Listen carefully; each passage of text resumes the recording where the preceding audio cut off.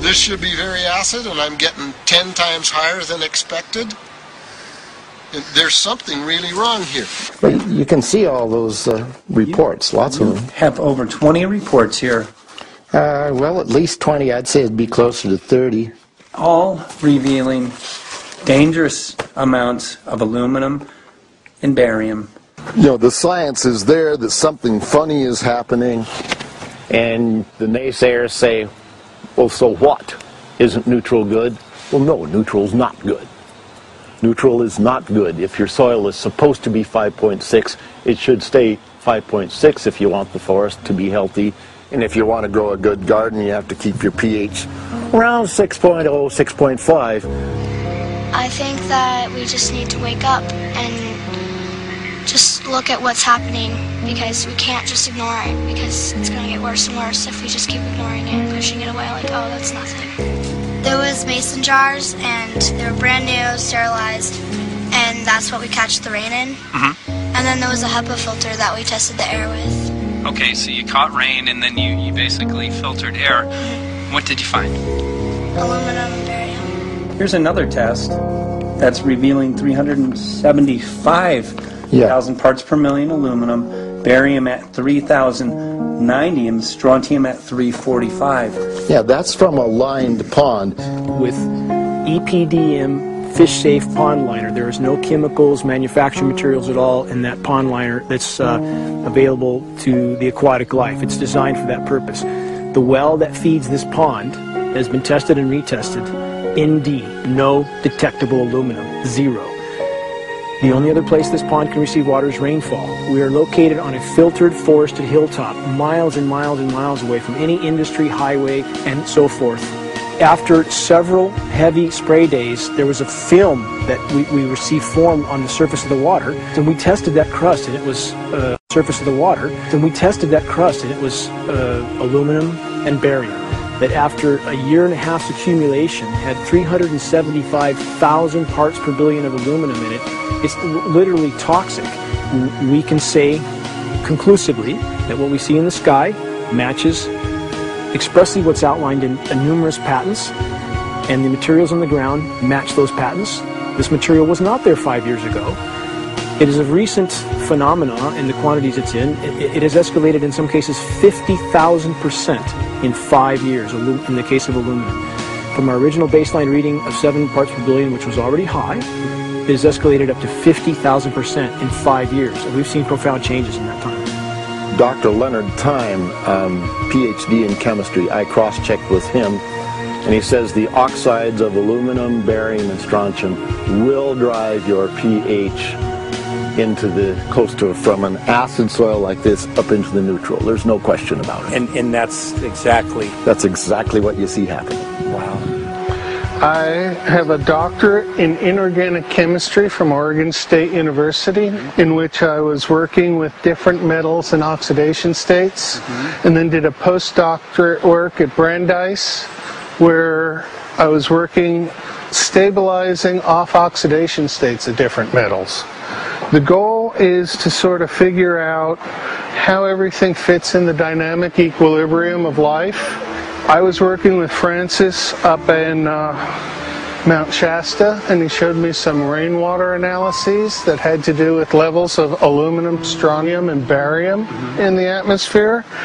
So I feel the major toxin in these chemtrails is the aluminum. And from the levels we were looking in at Mount Shasta, this is totally, totally unacceptable. When you get to metals and biological systems, you're no longer talking about the bulk aluminum that people think about when they're drinking from soda pop cans and that. So once it gets to the aluminum oxide stage, it just forms a plaque within your arteries and shuts down life. When you take elements that normally aren't out in the environment and you start putting them in the environment, it raises some serious red flags. Aluminum is a very specific nasty in biological systems. It takes that site and it never lets go, and it shuts down the site, and that's it. And so as you accumulate aluminum over time, it causes major neurological damage because it ends up as aluminum oxide that's essentially stuck in place and can't be flushed out by normal systems. At the core of everyone's conditions is always some level of toxins. And aluminum is known to have cancer-causing effects. The half-life is decades. I think that we should be working on taking more of these toxins out of our environment instead of adding more toxins in. It's very concerning that if we add more toxins to our environment, that will be increasing the rates and risks of cancers. Even one patient is not worth it. So sad that they would consider putting aluminum in our environment to affect something when they could be causing so much more damage. Wherever the material is coming from, it is there. The amount of metal falling on us cannot be disputed. Absolutely, this is not speculation. The amount of metal in the last 4 years, as I said, have increased to a degree of thousands of times, and California Air Quality Resources Board has studied the aerosols from China. These metals are not amongst them. Mike, the reason I've chosen to focus so primarily on this issue is I feel all other issues are secondary. What could be a greater priority than not being able to walk out your door and take in a breath of air without sucking up heavy metals? If our land base is being poisoned, if our waters are being toxified, what will we have left to work with? Whatever we choose to focus our time and energy on, whatever our political beliefs, that this is a common ground for all of us. We must have air that we can breathe that's not full of toxic chemicals and metals. We must have water that's not completely laden with whatever is being emitted from these aircraft. And if people stopped to consider that the atmosphere is as thin as a layer of paint on a basketball, it is an extremely thin layer that allows life to exist on this planet. To simply treat it as a physics lab and experiment with it until it is broken beyond repair is folly of unbelievable proportion. And if people understood that this sort of experimentation not only is going on, but has been going on for a very, very long time. Going back 50 years, there's been countless climate manipulation, weather modification programs that the vast majority of the public is completely unaware of.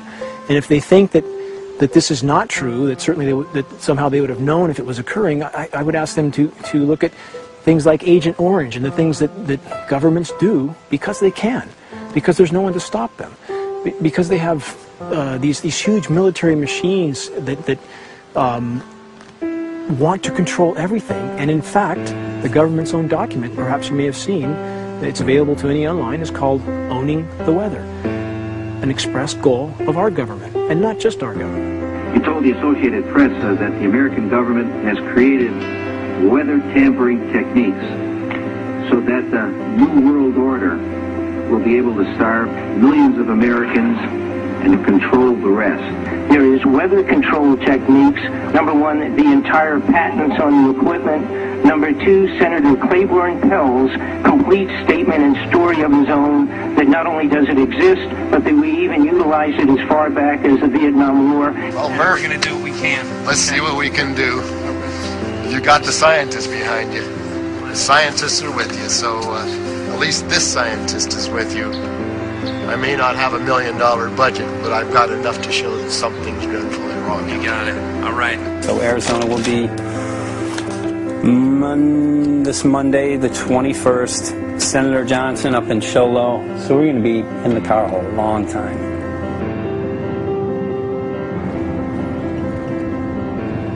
Well, it is such a pleasure.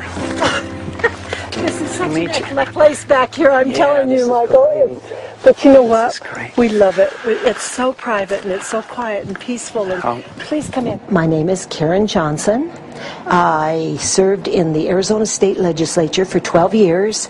I was in the House for 8 of those years and in the Senate for 4 of those years. When you see a plane fly overhead, there's a trail that leaves the end of that plane, and it goes from one horizon all the way to the other as the plane flies across, and it begins to filter out and cover more and more of the sky in kind of ripples. It widens out and fills the whole sky. I mean, how could anybody think that that was the case? And then to live and to be underneath that and know that whatever is in that is falling down upon you and upon your animals and upon the earth. And I mean, it's frightening to me.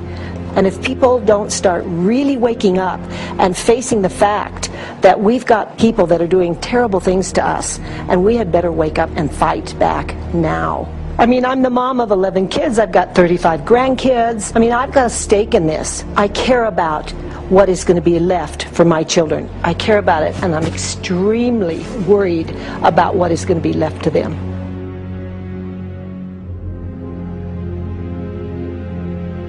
Aluminum is toxic, and we know that it's accumulative, and we know that we're getting more. So we're absorbing it in the air, we're drinking it in our water, so we are accumulating more. So the thought of more aluminum being dispersed in our environment in the way that you mentioned is very frightening to us and very disturbing to us.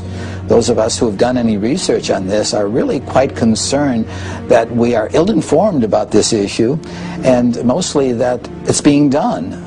Aluminum is toxic. We know that it is. We can debate as to the amount of toxicity that is going to be disturbing the body, but as far as really accepting the fact that it's accumulative, it's synergistic, then we have to conclude that it's not a good idea to put it in our atmosphere, especially when we know we're getting increased amounts, and especially since we know that the scientific communities around the world are pointing a finger at the heavy metal toxicities, at the toxicities that we're absorbing in the day-to-day food that we eat and the air that we breathe. The concern is off the charts about why is this happening?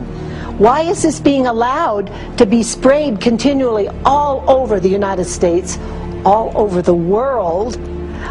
Who is paying for this? I mean, the incidence of Alzheimer's has just skyrocketed, which evidently has to do with an accumulation of aluminum in the brain cells. I mean, I think almost every family has been touched by a member as they get older having Alzheimer's. And it's a horrible disease. And to say that, well, this just came because people drank soda pop out of aluminum cans, you know, when my father passed away with Alzheimer's and he didn't ever drink soda pop, you know, that explanation doesn't ring true with me. And so I'm wondering, how much did this chemtrail spraying back in the Illinois area affect him? Aluminum and fine metal is an accelerant. Our friend who's a firefighter up in Pine, Arizona for 20 or 30 years says that the wildfires now that they're fighting are way beyond anything they've seen before in intensity. And when you look at the air samples and you see the fine particles of aluminum, which is very flammable, and magnesium settling on the trees, this is causing unprecedented savage wildfire. But if you look at this, you can see these are parts per million. They sent this to me, and I just found this to be extremely interesting because we should have like 2 parts per million of aluminum in our air. And this is saying that there's 39,000 parts of aluminum. That's astronomical. Barium is high. I mean, these are way off the charts of what people should be breathing or what's coming down on them. And, you know, if people wonder why their health is deteriorating, why they're having to go to emergency rooms,